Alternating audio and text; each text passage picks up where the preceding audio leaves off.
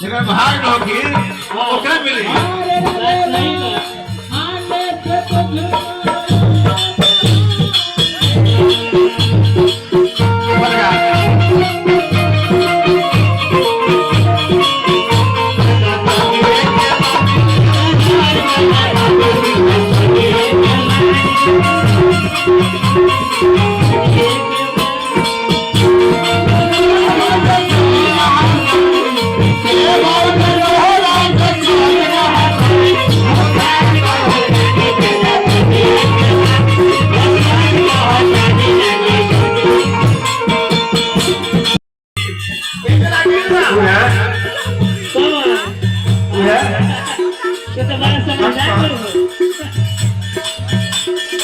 देखे वाला देखो रहे